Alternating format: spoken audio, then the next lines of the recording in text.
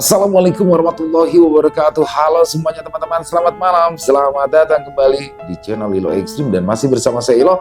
Dimanapun teman-teman berada, semoga teman-teman selalu dalam keadaan sehat walafiat tanpa kekurangan satu apapun. Amin amin ya robbal alamin.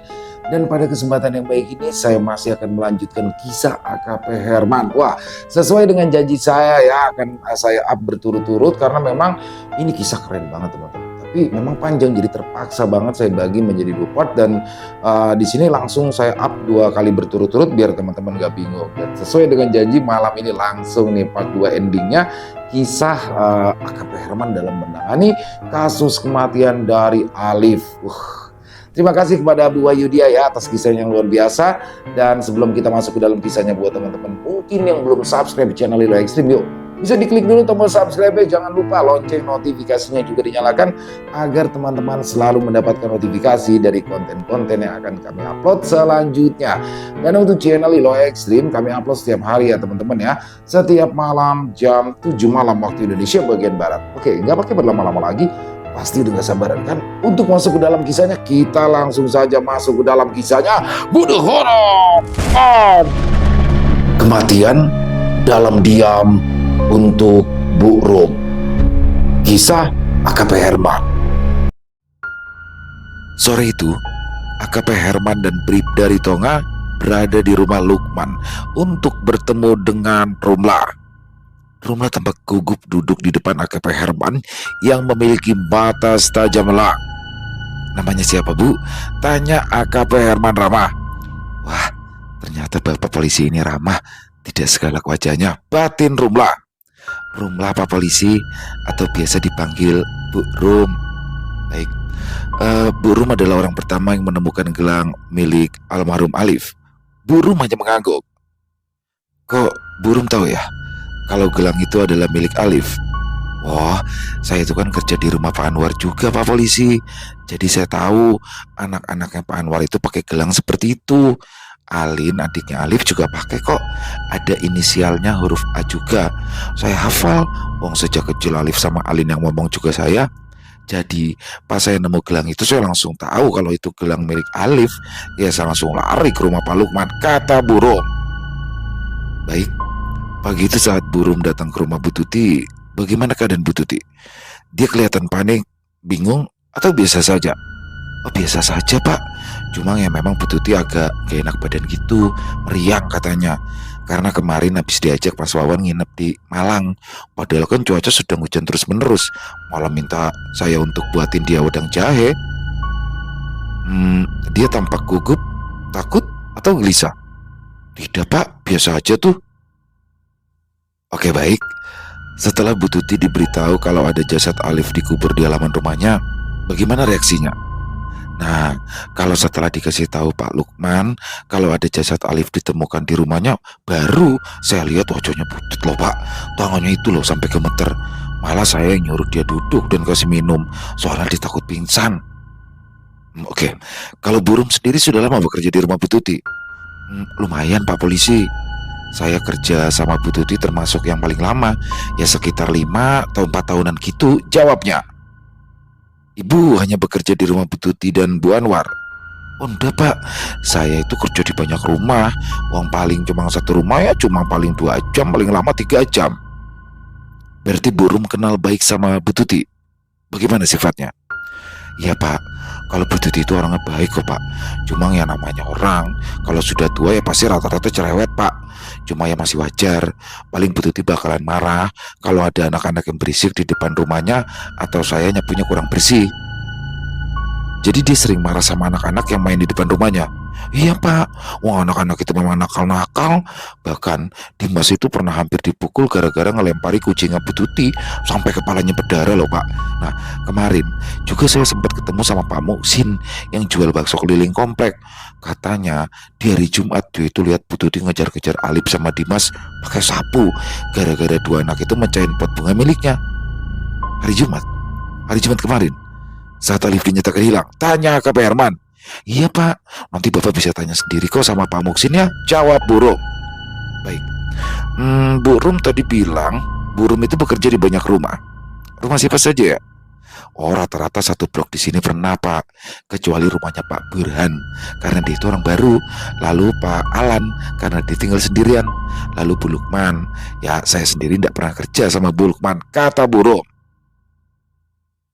Oh iya, kan saya cuma berdua sama Bapak, Bu Rum. Jadi pekerjaannya juga tidak terlalu banyak. Dulu waktu anak-anak masih kecil, Tante punya pembantu tetap, Per. Makanya tidak pernah pakai jasanya Bu Rum. Terang Bu Lukman, AKP Herman mengangguk.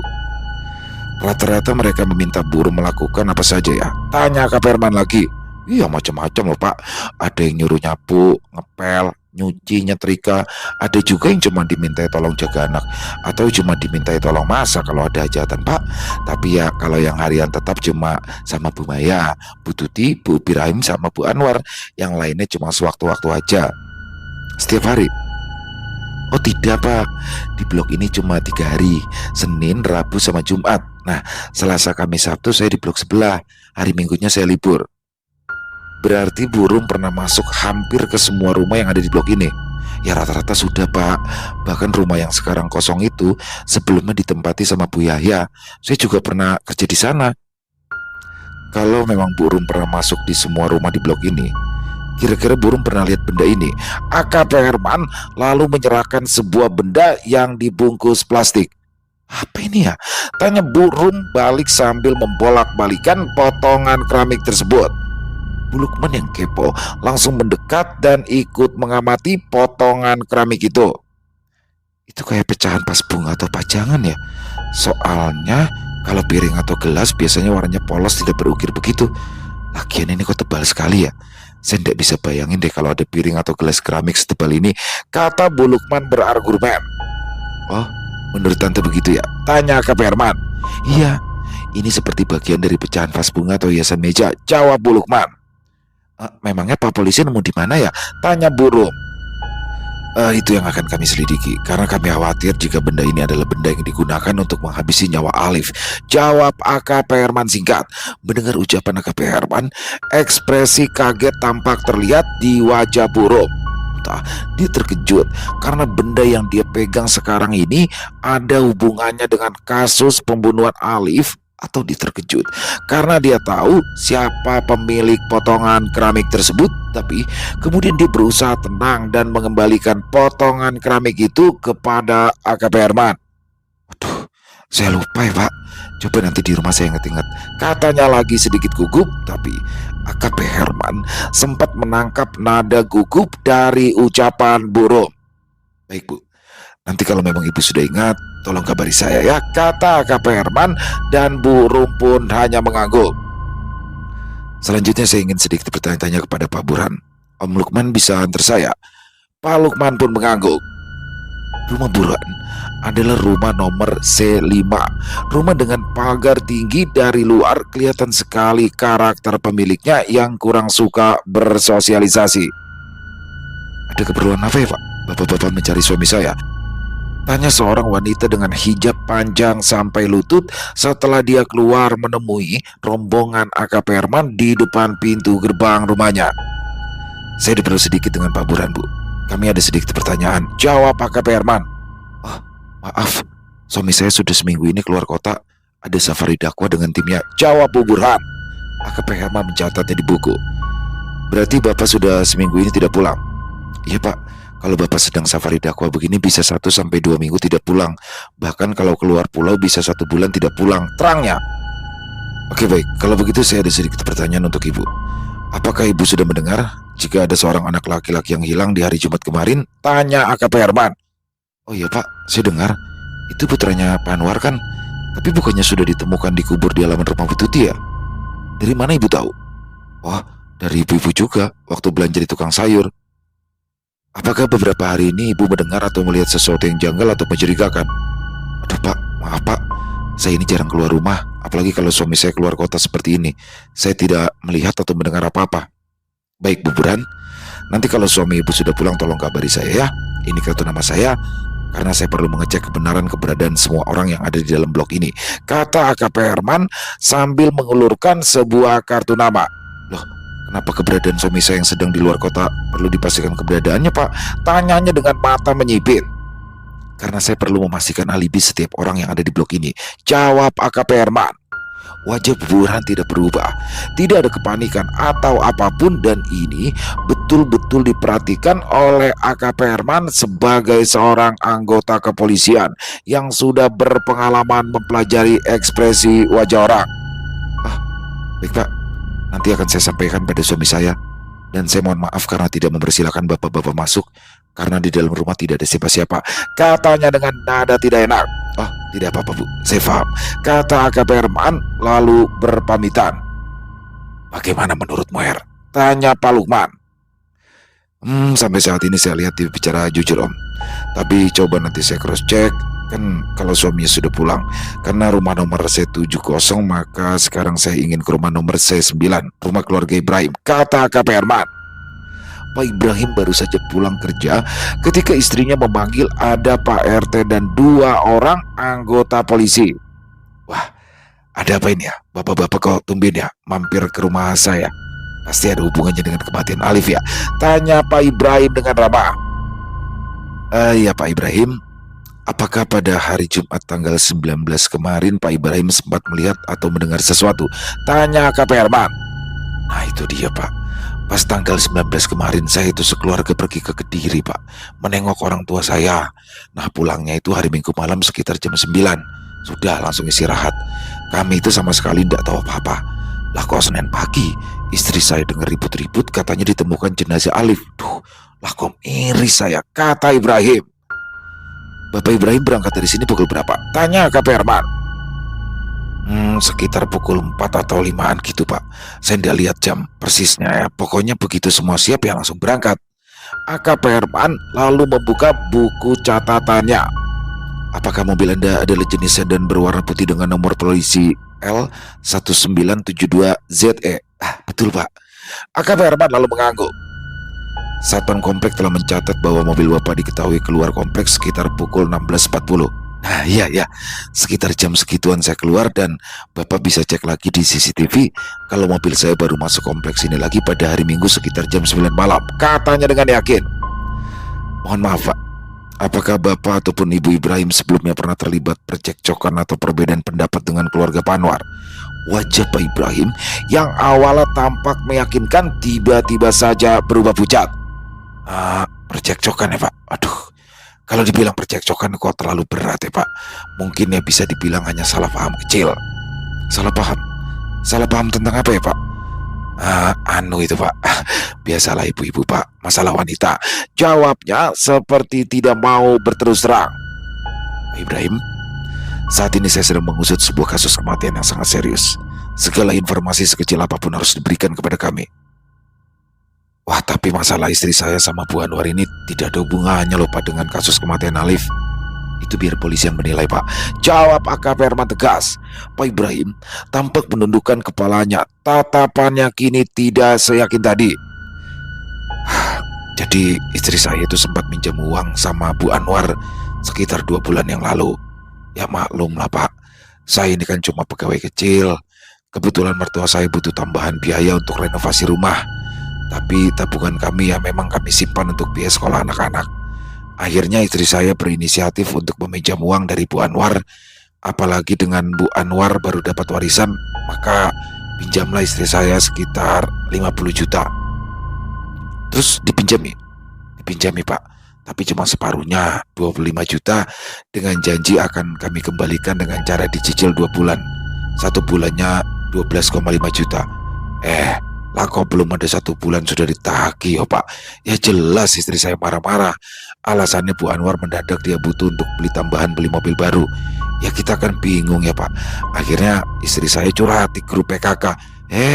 Bu Anwar yang marah-marah, katanya istri saya menjelek-jelekan dia. Padahal tidak ada tuh kata-kata istri saya yang jelek-jelekin dia. Kan istri saya cuma curhat. Kepala AKP Herman langsung pusing. Dan akhirnya terjadi pertengkaran.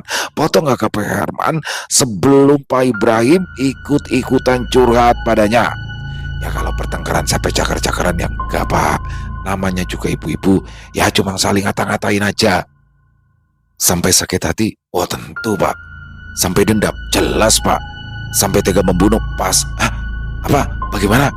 Maksud Bapak istri Saya saking sakit hatinya sampai tega bunuh gitu. Nada bicara Pak Ibrahim kini mulai berubah. Mungkin. Jawab pakai Firman santai. Pak polisi, saya tekankan, sejahat-jahatnya mulut istri saya yakin 1000% dia tidak akan tega membunuh. Kami ini juga punya anak, Pak. Istri saya juga seorang ibu. Mana ada ibu yang tega membunuh seorang anak? Wajah Pak Ibrahim sudah berubah, tidak lagi seramah tadi. Pak, banyak orang bisa melakukan apa saja karena sakit hati, Pak. Maka saya perlu mencari bukti sebanyak-banyaknya bahwa Anda dan keluarga Anda tidak terlibat dalam kasus kematian Alif. Apalagi orang-orang yang jelas memiliki sakit hati kepada keluarga korban. Untuk itu, saya akan meminta Anda untuk memberikan nomor telepon keluarga Anda di Kediri untuk memastikan bahwa Anda benar-benar berada di sana. Jawab AKP Herman yang langsung membuat wajah Pak Ibrahim pucat. Kali ini apa pendapatmu tentang keluarga Ibrahim, Tanya Pak Lukman. Yang jelas, dia berbohong sewaktu dia bilang istrinya tidak menjelek-jelekan Bu Lukman. Jawab AKP Herman enteng. Tapi aku bisa paham, Om. Namanya suami pasti akan membela istrinya. Dan sekarang saya ingin mengobrol dengan Bu Maya, ibunda dari Dimas. Kata AKP Herman lagi. Aduh Pak Polisi, capek saya ditanya-tanya terus deh. Kemana-kemana kan udah. Saya ini sampai stres loh Pak karena perasaan bersalah ini. Jawab Maya dengan wajah membelas. Tapi kan saya baru bertemu dengan Ibu. Selama ini kan Ibu hanya ditanya-tanya sama petugas kepolisian lain. Kata AKP Herman. Loh bukannya sama aja ya Pak. Data Ibu belum masuk ke saya. Kalau menunggu terlalu lama, saya takut akan ada barang bukti yang kadaluarsa. Jawab AKP Herman. Baiklah, apa yang ingin Bapak ketahui dari saya? Jawab Maya pada akhirnya. Pukul berapa Alif dan Dimas putra Ibu mulai bermain game? Waduh, saya nggak tahu ya Pak. Yang jelas saat saya pulang kerja, dua anak itu sudah main di sini. Lalu Ibunda Alif datang. Iya Pak, Mbak Rina itu datang sekitar pukul 4 sore nyariin Alif, tapi Alif masih belum mau pulang. Dia akhirnya pulang lagi sekitar pukul 16.15 atau 16.20-an lah ya Pak. Anak-anak selesai bermain game ya sudah, Alif langsung saya suruh pulang. Kan saya sudah janji sama ibunya untuk langsung menyuruh Alif pulang setelah mainnya selesai. Bu Maya mengantar Alif sampai depan. Oh iya Pak, sampai depan gerbang. Kan saya harus kunci lagi gerbangnya soalnya Dimas langsung mandi. Ibu melihat Alif berjalan pulang. Iya Pak, saya cuma lihat dia sampai depan rumah Bu Tuti. Setelah mengunci pintu gerbang ya saya masuk Pak. Jawab Maya. Sebelumnya dia tidak mengatakan apa-apa. Seperti mau beli apa dulu atau mau mampir kemana dulu. Oh enggak Pak, malah saya suruh buru-buru pulang, jangan mampir kemana-mana lagi. Kan saya nggak enak Pak sama ibunya, tadinya sudah janji. Tapi sekarang ini jadi penyesalan saya yang terakhir Pak. Coba aja saya antar Alif sampai rumahnya. Tiba-tiba air mata tergenang di pipinya. Dimas sama Alif itu seumuran Pak. Mereka sama-sama. Masuk SD juga sama-sama. Alif sudah saya anggap seperti anak saya sendiri Pak. Saya nyesel. Saya sayang sama Alif. Saya nggak nyangka semua ini akan terjadi. Katanya di sela-sela isak tangisnya, AKP Herman dan rombongannya pun keluar dari rumah Bu Maya menjelang maghrib.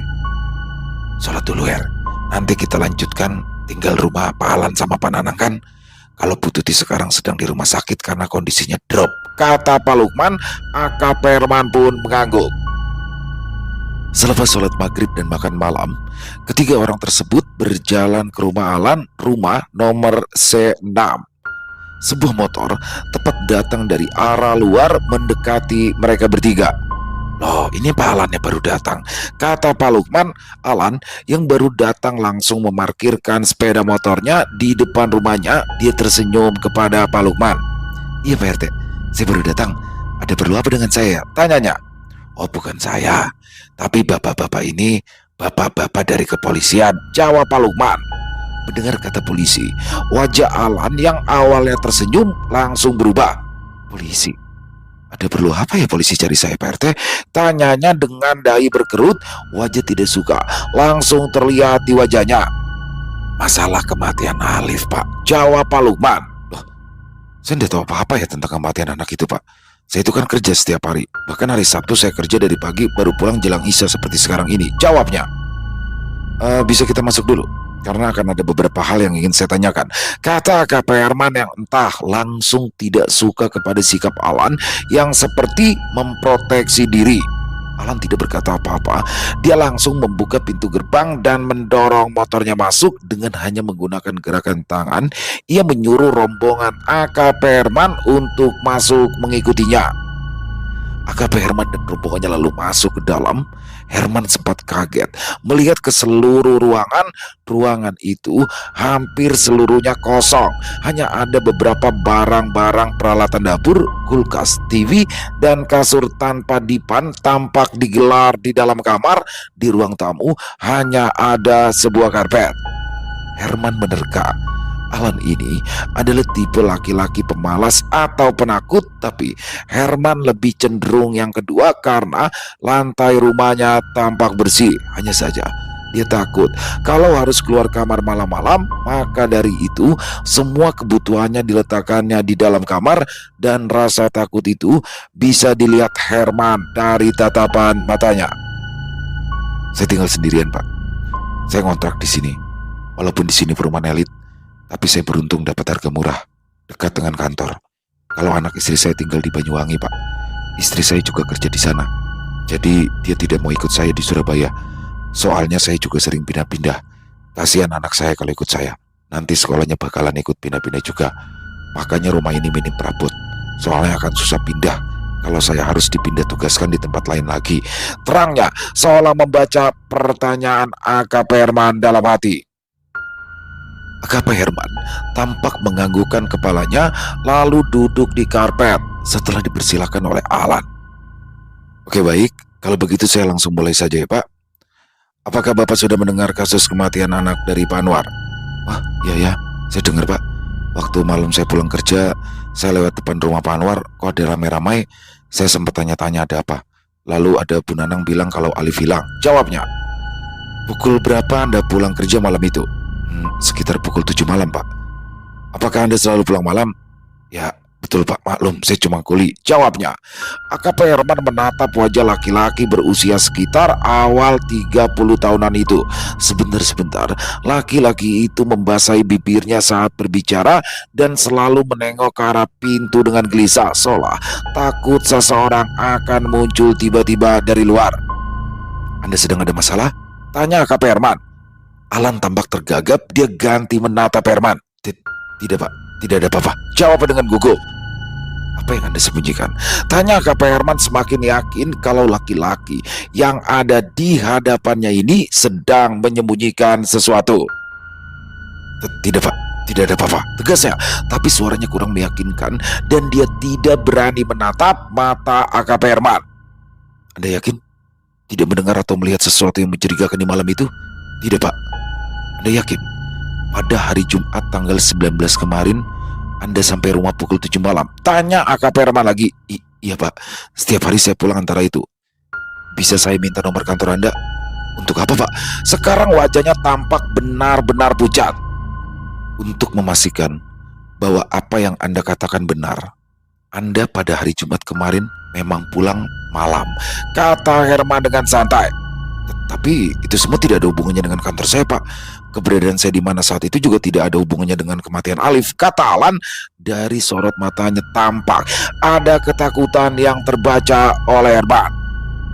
Ada atau tidak adanya hubungan Anda dengan kasus kematian Alif adalah hak polisi untuk menentukan. Tugas Anda sebagai warga negara yang baik adalah membantu pihak kepolisian untuk mempermudah mendapatkan informasi. Jawab AKP Herman lugas. Atau Anda ingin memberikan informasi di kantor? Tanya AKP Herman lagi. Alan langsung menengadah, menatap mata Herman seperti ketakutan, lalu dia menyerah, memberikan alamat dan nomor telepon kantornya. Sekarang juga saya minta sidik jari Anda, kata AKP Herman. Alan semakin syok. Dia hanya menggeleng-gelengkan kepalanya, tapi dia tidak mampu berbuat apa-apa ketika Bribda Ritonga mengulurkan selembar kertas dan cap tinta kepadanya. Kamu mencurigai Pak Alan, Yoher? Tanya Pak Lukman setelah mereka keluar dari rumah Alan. Selama kasus ini belum terungkap, saya akan mencurigai semua orang, Om. Tapi Pak Alan ini saya yakin dia menyembunyikan sesuatu, entah apa itu, masih perlu saya dalami. Tapi feeling saya, dia tahu sesuatu. Jawab AKP Herman. Pak Lukman tampak bergidik ngeri. Terakhir kita ke rumah Pak Nanang ya, Her. Tapi hati-hati, orangnya itu keras. Kalau ngomong sama dia hati-hati ya. Om takut kalau sampai ramai, kata Pak Lukman. Apa gunanya saya bawa brib dari Tonga, Om? Apa Om nggak lihat tuh badannya segempal bulldozer? Kata Kak Herman sambil memijat-mijat lengan brib dari Tonga. Ritonga dan Lukman lantas tertawa bersamaan. Nah, itu kebetulan Pak Nanang lagi duduk-duduk di teras sama istrinya, kata Pak Lukman saat mereka sampai di depan rumah Nanang. Pak Nanang yang melihat rombongan Pak Lukman datang langsung mempersilahkan mereka duduk. Ada apa ya Pak RT? Kok tumben? Tanya Pak Nanang tanpa senyum. Wah, ini Pak Nanang, ada bapak-bapak dari kepolisian yang ingin melakukan sedikit wawancara dengan semua orang yang tinggal di blok kita terkait dengan kasus kematian Alif, kata Pak Lukman. Nanang tampak manggut-manggut. Maaf Pak Nanang, sebelumnya saya harus tahu alibi masing-masing orang yang tinggal di komplek ini. Kalau saya boleh tahu, di mana Bapak pada hari Jumat, tanggal 19 antara pukul 4 sampai pukul 5 sore?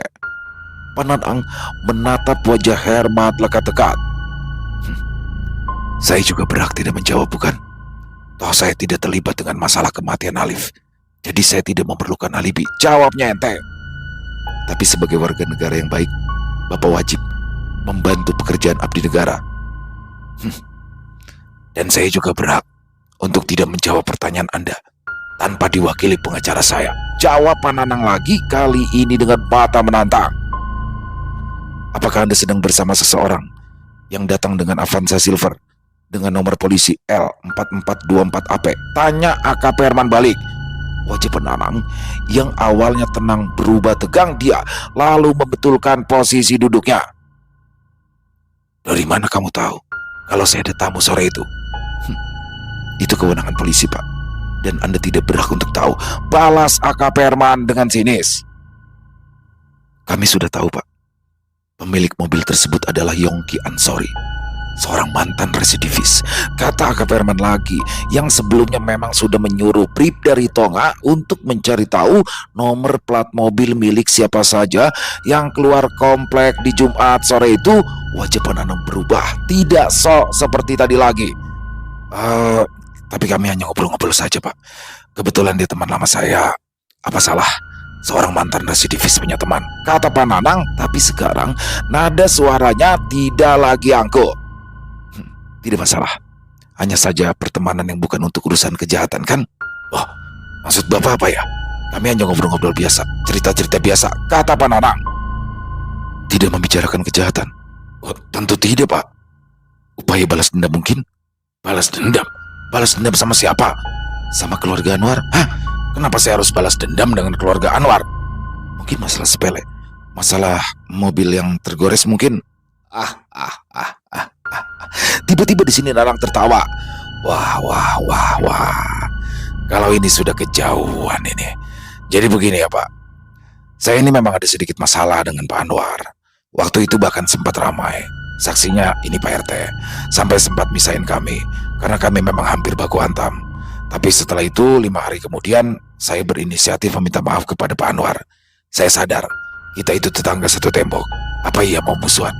Maka dari itu saya dan istri datang ke rumahnya. Malah waktu Alif hilang, sayalah yang menemani Pak Anwar semalaman di rumahnya. Tanya saja sama Pak RT. Betul kan Pak? Nanang memberi kode kepada Pak Lukman. Lukman mengangguk. Kalau begitu, apa Bapak bersedia memberikan sidik jari Bapak? Tanya AKP Herman. Wong sidik jari saja. Sini. Nih ya, saya kasih sidik jari saya. Kalau perlu 10-10-nya. Karena saya yakin saya tidak tahu apa-apa. Dan saya juga tidak terlibat apa-apa, kata Nanang dengan yakinnya sambil mengambil kertas yang disodorkan oleh brib dari Tonga. Berarti sudah semua ya Her? Kamu sudah investigasi ke semua warga di blok sini. Terus apa lagi? Tanya Pak Lukman. Kita mampir ke rumah Pak Anwar untuk tanya-tanya sedikit Om, jawab Pak Herman. Ya ayo, tapi kok ramai rumahnya? Kayak ada tamu Her, gimana? Tanya Pak Lukman. Gak apa-apa Om, ayo kita masuk saja. Tanggung sudah sampai di sini, jawab Pak Herman. Mereka bertiga lalu masuk ke dalam rumah Pak Anwar.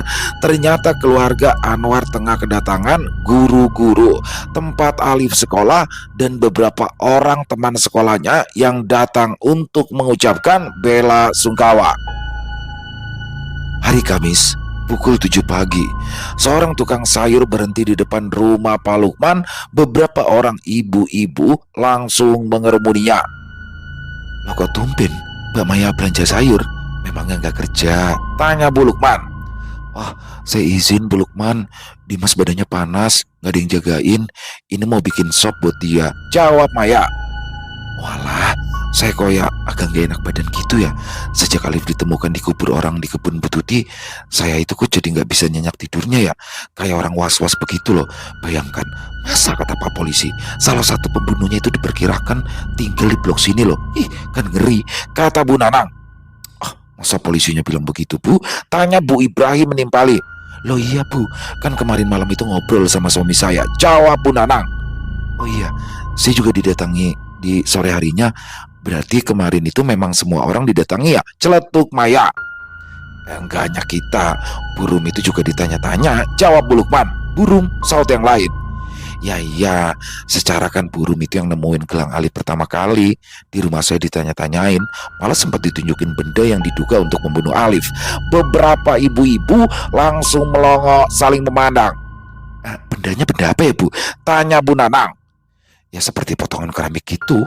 Potongan itu ditemukan nyangkut di kerah bajunya Alif waktu diperiksa sama petugas forensik," jawab Bu Lukman. "Loh, aneh ya, kenapa burung yang ditanya-tanya ya?" tanya Maya heran. "Ya kan burung itu kerja di banyak rumah Mbak Maya. Polisi ngira burung tahu. Kira-kira pernah nggak lihat motif keramik itu di salah satu rumah yang dia bantu-bantu," jawab Bu Lukman lagi. Terus jawaban burung apa?" tanya Bu Burhan yang sedari tadi dia menyimak. "Kalau burung sih bilang lupa, tapi katanya mau coba diingat-ingat." Yang lain hanya mengangguk-angguk. Lalu mereka lanjut berbelanja. Hari Jumat menjelang maghrib, tampak AKP Herman tengah merapikan meja kerjanya dan bersiap-siap untuk pulang ketika handphonenya berbunyi dan tertera nama Om Lukman. "Halo Om," jawab AKP Herman. "Her, Bu Rum meninggal, dia keracunan," kata Pak Lukman singkat. AKP Herman dengan didampingi Bribda Tonga dan juga Pak Lukman datang ke rumah Bu Rum malam itu juga di sebuah perkampungan kecil di dekat perumahan tempat tinggal Pak Lukman. Bendera kuning berkibar di jalan masuk gang rumah Bu Rum.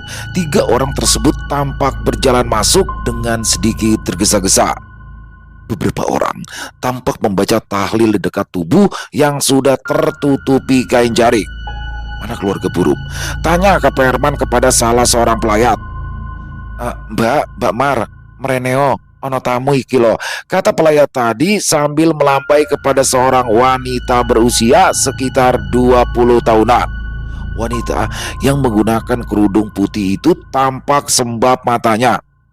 "Iya Pak, ada apa ya Pak? Bapak-bapak ini siapa?" tanyanya heran melihat AKP Herman. Saya dari kepolisian Mbak, saya AKP Herman dan ini rekan saya Bribda Tonga," kata AKP Herman memperkenalkan diri. "Nama adik siapa dan apa hubungannya dengan Burum?" tanya AKP Herman. "Nama saya Murti Pak, saya anak Burum yang nomor 3, jawabnya. Baik Mbak Murti, sebelumnya saya mengucapkan turut berbela-sungkawa yang sedalam-dalamnya atas meninggal dunianya Ibunda Mbak ya. Kalau boleh saya tahu ibu ini meninggal kenapa ya?" tanya AKP Herman. "Ibu sepertinya keracunan jamu Pak. Mungkin jamu yang ibu minum sudah kadaluarsa. Jadi setelah minum kok ibu bilang mual, langsung muntah-muntah. Terus gak lama katanya perutnya sakit. Ibu lari ke kamar mandi dan diare hebat sampai dingin semua badannya. Lalu kemudian ibu bilang nafasnya sesak, terus kejang-kejang. Tidak sampai 1 jam ibu meninggal," katanya lalu menangis kembali. "Apa sebelumnya ibu sering minum jamu?" tanya AKP Herman. "Iya Pak, kerja ibu itu kan berat, bersih-bersih banyak rumah orang. Makanya ibu sering minum jamu pegelino. Saya sudah sering suruh ibu minum obat apotek saja, tapi ibu gak mau. Ibu lebih suka minum jamu kemasan yang diseduh pakai air panas Pak," jawab Murti. "Ibu ini sering beli jamu di mana?" tanya AKP Herman lagi. "Itu Pak, di ujung jalan situ. Sekarang kan jarang yang jual jamu-jamu tradisional begitu. Satu-satunya paling deket ya di ujung jalan itu." "Berapa kali dalam seminggu ibu beli jamu?" "Gak mesti Pak, paling seminggu sekali. Tapi kalau memang lagi banyak cucian bisa seminggu 2 kali." "Ibu sudah lama langganan di situ?" "Sudah Pak." "Berarti penjualnya pasti kenal dengan ibu." "Insya Allah kenal Pak, kan ibu sering beli di situ." Dan sekarang apa saya bisa melihat bungkus bekas jamu ibu? Tanya AKP Herman. Murti tampak bingung. Bungkus? Tanyanya takut salah dengar. Ya, bungkusnya. Jawab AKP Herman. Sebentar, saya cari dulu di tong sampah ya Pak. Mudah-mudahan belum dibuang di luar sama kakak saya. Murti lalu masuk ke dalam. Tidak lama kemudian, dia muncul lagi dengan membawa bungkus jamu bertuliskan jamu pegelino. AKP Herman mengambilnya dengan memakai sapu tangan. Baik Mbak Murti, karena kematian burung dikategorikan sebagai kematian tidak wajar, maka kami akan mengirimkan tim forensik untuk memeriksa jenazah burung. Loh, ibu saya mau dimakamkan besok pagi loh Pak. Setelah kakak saya nomor 2 datang dari Kalimantan. Protes Murti. Saya khawatir kalau jenazah burung belum bisa dikuburkan besok. Memangnya kenapa Pak? Karena saya khawatir Bu Rum tidak meninggal karena keracunan, tapi diracun. Wah, mimpi apa saya? Seminggu ini kedatangan bapak-bapak sampai 2 kali, kata dokter Ajeng sambil tersenyum manis. Mungkin mimpi bertemu mayat dok, jawab AKP Herman. Waduh ya juga ya, setiap bapak kesini tuh selalu aja ada kiriman mayat. Coba gitu sekali-kali Pak, saya dapat kiriman roti, goda dokter Ajeng lagi. Boleh juga ya. Nanti kalau kasus ini sudah selesai, saya akan minta Ritonga untuk kirimkan dokter Ajeng roti ya, kata AKP Herman sambil menggoda Ritonga yang wajahnya langsung memerah menahan malu. Dokter Ajeng langsung tersenyum manis. Baik bapak-bapak, mari ikut saya, ajaknya kemudian. Dokter Ajeng membuka hasil otopsi di laptopnya. Di meja stainless, jenazah burung telah ditutupi kain steril. AKP Herman berdiri di belakangnya, lengannya terlipat dengan wajah serius. Pasien seorang wanita, usia sekitar 50 tahunan, tidak ditemukan luka fisik traumatik, namun lambung tampak mengalami peradangan hebat. Dengan erosi mukosa di beberapa titik, ada jejak cairan kehijauan yang menyisakan bau khas. Bau khas? Tanya AKP Herman. Aroma bawang atau logam bisa jadi indikasi arsenik anorganik. Kami juga mendapati jejak arsenik trioksida dari pemeriksaan toksikologi darah dan urin. AKP Herman mencatat dengan cepat. Dokter Ajeng menggeser foto digital lambung korban. Lambung menunjukkan radang parah dengan pendarahan kecil. Korban kemungkinan mengalami mual hebat, muntah, diare berair, lalu dehidrasi berat. Seperti keracunan makanan? Tanya AKP Herman. Ya, dan itu yang membuat racun ini sangat berbahaya. Gejalanya samar, mirip gastroenteritis, ya, tapi kalau tidak ditangani, racun menyerang sistem saraf pusat dan jantung. Denyut jantung korban melemah tajam, itulah yang menyebabkan kematian. Dokter Ajeng lalu menutup file dan menatap AKP Herman. Jadi kesimpulan saya adalah korban diracun dengan sengaja karena racun ini tidak akan tiba-tiba ada di dalam makanan ataupun minuman. Namanya arsenik, tidak berwarna, tidak berbau, tidak berasa, tapi bisa mencabut nyawa tanpa suara. Baik, terima kasih dokter. Ini sudah lebih dari cukup untuk mulai mengejar siapa yang memberinya kematian dalam diam. Bagaimana hasil lab forensik tentang bungkus jamu milik Burumlah? Tanya AKP Herman pada salah satu petugas forensik. Siap dan ditemukan beberapa sidik jari yang lama-lama saya yakin ini sidik jari penjualan dan tapi ada beberapa sidik jari baru yaitu sidik jari korban dan sidik jari anak korban dan satu lagi tapi saya tidak menemukan contoh spesifik itu milik siapa. Jawab petugas tersebut. Berarti itu sidik jari pembunuhnya, kata AKP Herman. Bisa jadi dan tapi agar komandan bisa lebih mudah mencari pembunuhnya, saya bisa bantu karena Burun itu alamatnya tidak jauh dari rumah mayat anak kecil yang bernama Alif yang juga saya periksa beberapa hari lalu. Maka saya iseng mencocokkan sidik jari yang terdapat di bungkus jamu itu dengan sidik jari pada cangkul di rumah Bu Tuti dan hasilnya sama Pak, kata petugas tersebut. Jadi maksud Anda? Siap dan orang yang mengubur mayat Alif sama dengan orang yang meracuni burung. Jawabnya lagi AKP Herman, tampak menggeleng-gelengkan kepalanya yang mulai pusing di depan meja kerjanya. Saya yakin burung dibunuh karena dia tahu sesuatu, katanya. Betul dan kita tinggal cari spesimen sidik jarinya, jawab Bribda Ritonga. Dan aku yakin dia adalah salah satu orang yang ada di blok itu. Oke, mungkin nanti aku perlu bertemu dengan penjual jamu untuk memastikan siapa orang yang sudah membeli jamunya. Saya harap dia ingat, kata AKP Herman lagi. Tiba-tiba, salah seorang anggota polisi masuk. Izin dan, ada tamu dan, katanya. Siapa? Namanya Pak Alan, dan dia tinggal di Nirwana Indah, Blok C6. Baik, suruh dia masuk. Keesokan harinya, apa semuanya sudah siap? Tanya AKP Herman kepada Brib dari Tonga. Siap, sudah Dan. Undangan sudah diberikan. Pagi ini semua yang diberi undangan wajib datang. Oke, ruangan juga sudah siap. Siap Dan. Ruangan sudah siap, layar protektor siap, alat perekam juga sudah siap. Jawab Brib dari Tonga lagi. Pukul 8 pagi, beberapa orang tampak memasuki ruangan AKP Herman yang tidak terlalu besar. Ada beberapa yang sampai berdiri. Ada Bapak dan Ibu Lukman, Bu Burhan yang memilih duduk dengan Maya karena suaminya belum juga pulang dari luar pulau. Lalu ada Bu Tuti dengan anaknya Wawan yang terlihat wajahnya masih pucat. Lalu ada Alan yang berdiri sendiri di pojok ruangan. Kemudian ada Bapak dan Ibu Ibrahim, Bapak dan Ibu Nanang Murti, anak Bu Rum yang datang dengan kakaknya. Dan terakhir ada Bapak dan Ibu Anwar. Oke baik, terima kasih atas kehadiran Bapak dan Ibu semua. Sebelumnya saya minta maaf karena ruangan yang sempit ini. Kita berkumpul di sini adalah untuk membahas tentang kematian Alif, putra dari Bapak dan Ibu Anwar. Terdengar suara tangis dari Rina. Baik, saya lanjutkan. Alif diketahui terakhir sebelum hilang adalah Alif berada di rumah Bu Maya bermain dengan Dimas putranya. Lalu Bu Anwar datang dan mengajaknya pulang. Yang pertama sekitar pukul 4 sore. Betul, tanya AKP Herman kepada Rina. Rina mengangguk. Tapi sampai dengan pukul 5 sore Alif tidak juga kunjung pulang. Kemudian Bu Anwar kembali menyusul. Betul, lagi-lagi Rina mengangguk. Tapi ternyata menurut pengakuan Bu Maya, Alif sudah pulang sekitar pukul 16.15 atau 16.20. Betul, kali ini Maya yang mengangguk. Baik. Lalu Bu Maya dan Bu Anwar mencari berkeliling komplek, tapi Alif tidak juga ketemu. Bahkan Pak Anwar sampai mencari ke depan komplek dan sudah coba mengecek CCTV komplek, tapi tidak ada tanda-tanda Alif keluar dari komplek. Berdasarkan pantauan CCTV, hanya ada 3 mobil yang keluar antara pukul 4 dan 5 sore. Dan kami sudah mengeceknya, ternyata mobil-mobil itu adalah mobil pengantar paket, mobil milik Pak Ibrahim, dan terakhir adalah mobil milik tamu Pak Nanang. Betul, Pak Ibrahim dan Pak Nanang nampak mengangguk. Setelah dibunuh, lalu mayat Alif dikuburkan di halaman rumah Bu Tuti. Karena si pembunuh tahu kalau Sabtu dan Minggu rumah Bu Tuti itu selalu kosong. Dan yang lebih pentingnya lagi, gerbang rumah Bu Tuti tidak pernah dikunci. Jadi, semua orang bisa masuk dengan mudah. Kemudian pada hari Senin, Bu Rum menemukan sebuah gelang di kebun rumah Bu Tuti yang mana ia yakini adalah milik dari almarhumah Alif.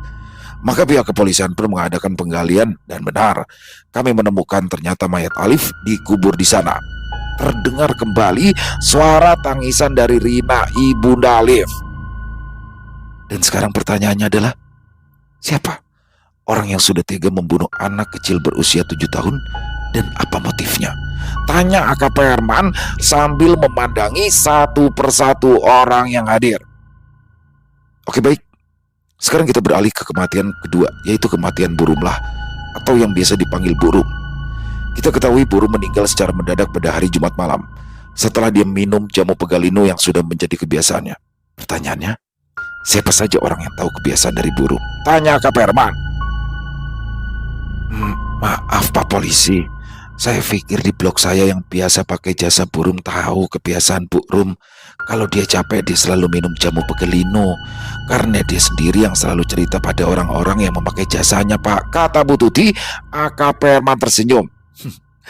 Terima kasih atas informasinya Ibu. Pertanyaan kedua, siapakah di antara Anda semua yang hadir di sini yang pernah membelikan Bu Rum jamu pegalino? Semua orang tampak diam dan saling pandang. Tidak ada yang pernah membelikan jamu Bu Rum? Tanya AKP Herman lagi. Semua tampak kompak menggeleng. Loh, ada hubungan apa antara kematian Bu Rum dengan kematian Alif? Tanya Pak Nanang. Lagi-lagi AKP Herman tersenyum. Wah, sepertinya hanya Pak Nanang ini yang jeli. Baik, jadi berdasarkan uji forensik dan juga otopsi diketahui bahwasanya Bu Rum tidak meninggal dunia karena keracunan, tapi memang sengaja diracun untuk membungkam mulutnya selamanya. Semua yang hadir langsung saling bicara dengan nada yang kaget. Pertanyaan sama yang saya tanyakan, siapakah orang yang tega membunuh Bu Rum Dan rahasia apa yang dipegang Bu Rum sampai beliau harus dibunuh? Ya, kalau Bu Rum sampai meninggal karena dibunuh berarti ada hubungannya dengan kematian Alif. Dengan kata lain dia dibungkam, kata Pak Nanang. Tepat sekali Pak Nanang. Jawab AKP Herman. Pak Alan, sekarang bisa Anda ceritakan apa yang sudah Anda lihat pada hari Sabtu malam? Semua mata lalu menoleh kepada Alan. Saya Sabtu malam itu kan pulang malam Pak. Karena memang sepulang kerja ada teman saya yang ngajak nongkrong dulu. Saya sampai rumah sudah hampir jam 12 malam. Tapi saat saya sampai rumah saya lupa, saya belum buang sampah dan saya tidak suka ada sampah di dalam rumah. Maka saya buru-buru buang sampah. Tapi saat di luar saya kok dengar suara kayak orang menggali-gali sesuatu Pak. Bunyinya duk, duk, duk begitu Pak. Tembok rumah saya dan tembok rumah Bu Tuti ini kan sama-sama rendah Pak. Saya penasaran Pak. Maka saya intip. Lah kok saya lihat ada seseorang sedang menggali sesuatu. Orang itu pakai jaket kulit, pakai topi dan penutup wajah. Tapi dari gerak-geriknya saya tahu kalau dia perempuan. Ya, saya tidak ambil pusing, saya pikir itu Bu Tuti. Tapi setelah ditemukan mayat Alif, saya jadi mikir ya Pak. Berarti orang itu menggali untuk memasukkan mayat Alif. Tapi awalnya saya memang tidak mau cerita siapa-siapa Pak. Saya pikir toh tidak ada hubungannya dengan saya, apalagi saya cuma ngontrak. Saya juga nggak tahu siapa dia, takutnya ternyata dia orang berbahaya kan. Sama saja saya cari mati. Sampai akhirnya Bapak polisi menyadarkan saya bahwa sebagai warga negara yang baik, saya harus melaporkan semua tindak kejahatan, kata Alan panjang lebar. Berarti pembunuhnya wanita, tanya Nanang sedikit sok. Baik. Dan sekarang Bu Maya, apakah Anda yakin bahwa Anda mengantarkan Alif sampai dengan gerbang rumah Anda? Tanya AKP Herman tiba-tiba. Oh, tentu Pak, saya malah menyuruhnya untuk cepat-cepat pulang agar tidak kesorean, jawab Maya. Anda betul-betul melihatnya pergi? Atau sesungguhnya Alif tidak pernah pergi dari rumah Anda? Tanya AKP Herman tajam. Maksud Bapak apa ya? Tanya Maya. AKP Herman tersenyum sinis. Kalau memang Alif benar-benar pergi meninggalkan rumah Anda, bisa Anda ceritakan kepada saya bagaimana sidik jari Anda bisa berada di cangkul milik Bu Tuti? Tanya AKP Herman lagi dengan tenang. Apa? Gak mungkin Pak. Saya nggak pernah megang cangkul Bu Tuti, sangganya. Atau mungkin nggak sengaja terpegang saat ditemukannya mayat Alif. Tidak mungkin. Begitu saya tahu ada gundukan mencurigakan di bawah pohon mangga, saya langsung tutup akses ke situ. Karena saya takut orang-orang akan meninggalkan sidik jari di TKP. Jadi, tidak ada orang yang boleh masuk ke rumah Bu Tuti kecuali anggota kepolisian dan juga tim forensik. Jawab AKP Herman. AKP Herman langsung tersenyum. Bu Maya, Anda bekerja di PT Kimia Abadi bukan? Apakah pabrik Anda juga memproduksi arsenik?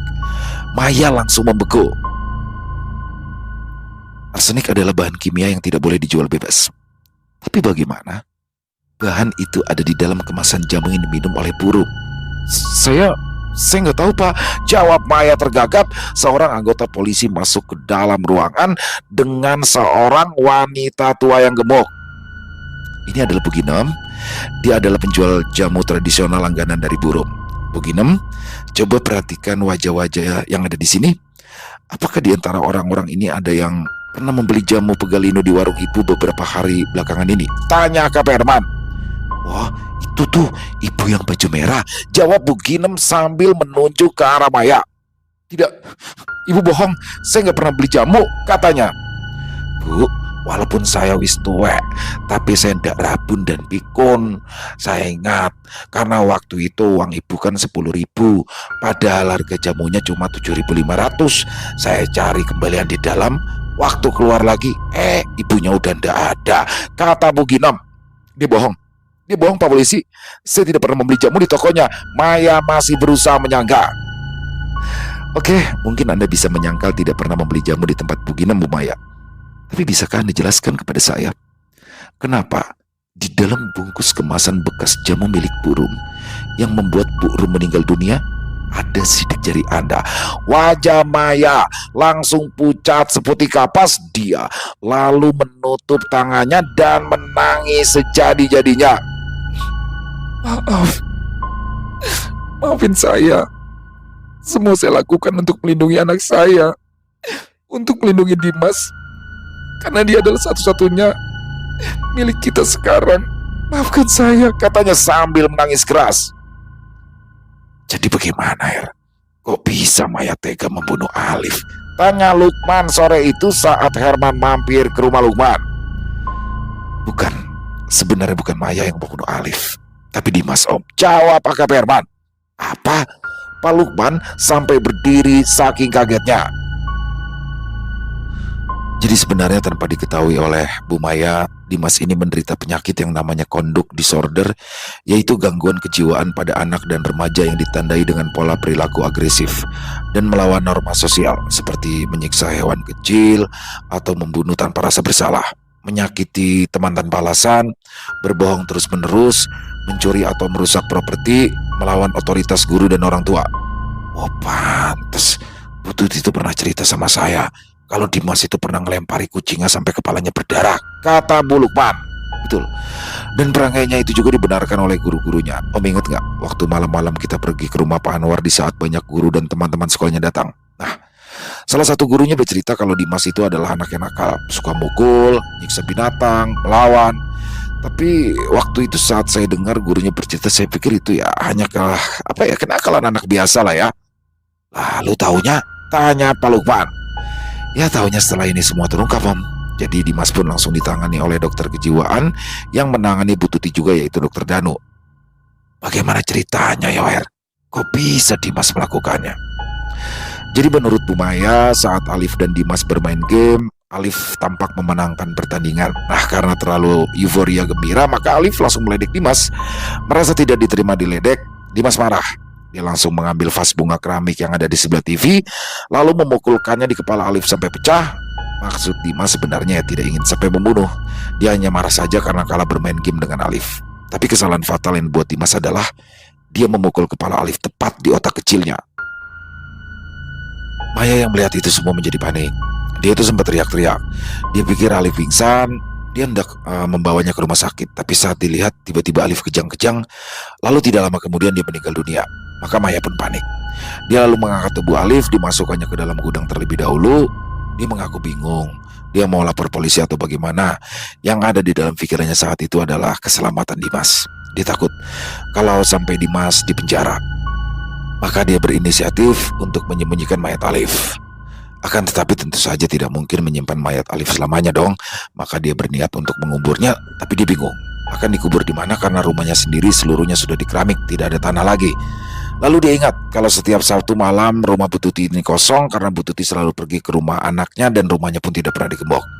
Maka dia menunggu tengah malam saat jalanan sudah sepi. Tubuh Alif yang kecil ya tidak terlalu merepotkan untuk Bu Maya mengangkatnya. Dia lalu menggali lubang dan memasukkan tubuh Alif. Tapi yang tidak dia ketahui adalah gelang tangan Alif terlepas saat dia hendak memasukkan Alif ke dalam lubang, sampai gelang itu ditemukan oleh Burum saat menyapu halaman rumah Bu Tuti. Tapi kenapa kok Burum akhirnya juga dibunuh Tanya Lukman. Jadi menurut pengakuan Bu Maya, pada hari Senin saat Burum membersihkan rumah Bu Maya, Burum sudah nanya kemana vas bunga yang ada biasanya di dekat TV. Bu Maya bilang kalau vas bunga itu pecah kesenggol secara tidak sengaja, sampai kemudian dia buang. Dia mendengar dari tante kalau Burum diberi potongan keramik vas bunga oleh polisi dan dia suruh mengingat-ingat apa pernah melihat vas keramik seperti itu. Ya akhirnya dia panik. Dia berpikir saat itu kalau dia harus membungkam mulut Burum karena dianggap membahayakan kehidupan Dimas. Dia di sini cukup cerdik untuk tidak membunuhnya di rumahnya karena itu akan menyulitkannya dirinya sendiri. Maka dia ingat kalau Burum ini sering minum jamu pegalino, maka dia akhirnya membeli jamu di Bukinem dan memasukkan serbuk arsenik ke dalam jamu tersebut. Dia dengan mudah mendapatkan arsenik karena dia bekerja di pabrik kimia. Ya pada awal kami memang cukup kesulitan ya karena kami tidak menemukan spesifikasi sidik jari yang cocok di bungkus bekas jamu Burum. Sampai akhirnya Pak Alan datang ke kantor polisi, kemudian menceritakan semuanya pada kami tentang apa yang dia lihat di Sabtu malam. Apalagi dia yakin pelakunya pasti wanita. Maka kami mengerucutkan dugaan bahwa wanita ini harus memiliki rumah yang tidak jauh dari rumah Bu Tuti. Karena dia tidak mungkin mengangkat tubuh Alif jauh-jauh, tapi untuk memastikannya kami harus punya spesimen sidik jarinya. Maka dari itu, saya pura-pura ke rumahnya untuk meminta segelas air mineral dan saya bawa gelas itu ke lab untuk dicek sidik jarinya dan ternyata cocok. Sidik jari Bu Maya adalah sidik jari yang sama yang terdapat pada gagang cangkul dan bungkus jamu Burum. Ya Allah, jadi gara-gara cerita saya ya Buru meninggal. Duh, coba saya tidak cerita, pasti Buru masih hidup, kata Bu Lukman dengan nada menyesal. Lalu sekarang nasib Bu Maya dan Dimas gimana, Her? Ya sebenarnya untuk kasus Alif sendiri, Bu Maya bisa dikenakan hukuman 5-10 tahun penjara karena dia dianggap menutup-nutupi sebuah kejahatan. Tapi kesalahan fatal telah dibuat saat dia dengan sengaja membunuh burung. Dia bisa terkena hukuman seumur hidup. Sedangkan Dimas sendiri sekarang sedang menjalani tes kejiwaan di bawah bimbingan dokter Danu, kata AKP Herman mengakhiri ceritanya. Dalam kematian Alif, sebenarnya Mbak Maya itu bukan orang jahat. Dia hanyalah seorang ibu yang ingin melindungi anaknya. Itulah kasih sayang seorang ibu, rela melakukan apa saja demi untuk melindungi anaknya. Apalagi dia sudah ditinggal pergi oleh suaminya. Tapi cinta tidak harus selamanya buta. Cinta perlu rasionalitas dan logika. Sungguh tragis hidup Mbak Maya, kata Bu Lukman dengan terisak. Dan untuk kesekian kalinya, AKP Herman berhasil mengungkap tabir misteri pembunuhan yang rumit. Selesai. Wow, luar biasa, keren, pakai banget. Oh, salah ya tebakan kita semua ya. Saya yakin salah loh. Memang sempet sih ya, agak-agak apa ya, agak curiga nih sama Maya nih kalau saya nih. Jujur ya, bukan harusnya kemarin saya ngomong tuh di part 1, tapi nggak bener. Udah, tapi ternyata di sini bener-bener nggak nyangka. Dan saya mengakui bahwa oke, salah tebakan saya karena yang menghabisi Alif itu adalah bukan Bu Maya ya, tapi adalah anaknya si Dimas. Wah, ini benar-benar gak nyangka karena ternyata Dimas memiliki satu penyakit yang mana ini dia bisa meledak-ledak ya, kayak gangguan kejiwaan gitu. Jadi suka menyakiti hewan, intinya suka menyakiti. Bagaimana di sini memang tuh di awal udah dikasih clue sebenarnya ya.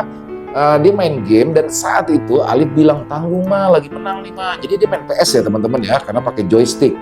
Nah di situ ketika dia menang kan biasa tuh namanya anak kecil ya kan, kalau main game kan menang ngeledekin yang kalah. Nah di sini mungkin Dimas kesel, udah dia nggak bisa balas kekalahannya karena Alif udah mau pulang, dia hajar lah pakai vas bunga.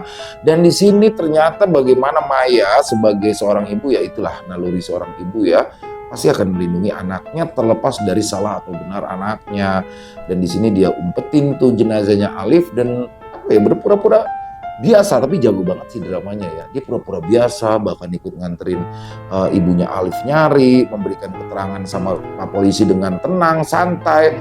Ternyata di balik itu semua diam-diam dia menyimpan jenazah Alif, dan di malam harinya karena dia juga sudah hafal bahwasanya Bu Tuti setiap weekend akan selalu pergi ke rumah anaknya. Nah di sini baru deh dia makamkan di rumah Bu Tuti, karena mungkin di sini kalau menurut saya dia mendapatkan cerita dari Dimas bahwasanya dia bisa saja pengen dipukul pakai sapu ya, dikejar-kejar sampai ke rumah. Jadi mungkin di situ ada alasan dia, oh Bu Tuti ini yang bunuh karena sempat ada masalah, ada insiden sebelumnya karena Alif membuat pot bunga kesayangannya pecah.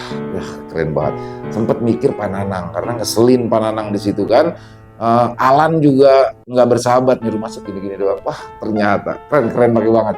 Dan asli nih favorit baru nih AKP Herman ya. Selain Bang Doni, Robert, di sini AKP Herman benar-benar favorit baru. Dan semoga saya berharap kedepannya nanti untuk Bu Wayudia bisa lebih rutin ya mengirimkan kisah AKP Herman ini di setiap minggunya biar bisa ada jadwalnya tuh. Jadi semuanya keren-keren semua nih kan. Dan itu semua pastinya adalah upaya kami untuk bisa menghibur teman-teman semua para pecinta penikmat horor misteri, lebih khususnya lagi kepada para subscriber dari channel Ilo Extreme. Bu Wayudia Suryani, terima kasih banyak atas kisahnya yang luar biasa. Ditunggu lagi yang lebih keren dari ini pokoknya ya. Silakan buat teman-teman juga yang mungkin punya pendapat lain, punya komentar lain, bisa menuliskan nih di dalam kolom komentar ataupun hanya sekedar saling menyapa. Insya Allah kami akan menjawab satu persatu. Buat teman-teman yang suka dengan video ya, bisa diklik tombol like, tombol jempol, boleh juga dong dibantu ya di share link videonya ini ke teman-teman yang lain agar juga ikut merasa terhibur. Dan buat teman-teman saya juga mohon maaf ya apabila mungkin dalam pembawaan kisahnya saya ada kata-kata saya yang salah ataupun ada yang kurang berkenan atau saya mirip dengan AKP Herman, jadi saya mohon dimaafkan ya. Aduh, saya pas bawain kisahnya jadi berasa kayak AKP Herman ya teman-teman ya. Dan sampai berjumpa lagi di konten-konten kami selanjutnya yang pasti tidak kalah ngerinya, yang pasti tidak kalah seramnya. Masih bersama saya Ilo di channel Ilo Ekstrim. Salam sehat, sukses selalu untuk kita semua. Wassalamualaikum warahmatullahi wabarakatuh.